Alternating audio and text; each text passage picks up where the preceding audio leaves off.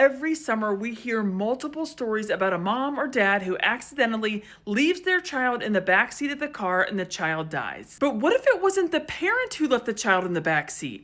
In fact, what if it was the state themselves who did it after removing the child from their parents' custody? Well, that is exactly what happened to 3-year-old KJ Starks. On July 22nd, 54-year-old Keila Stanford picked up little KJ from daycare. Keila wasn't KJ's mother, though, and in fact, she wasn't related to KJ at all. Keila worked for a company called Covenant Services, who had been contracted by ADHR, the state agency who oversees Alabama's foster care program. You see, KJ had been placed in foster care after both his parents lost custody, and since KJ's foster parents worked, he was in daycare.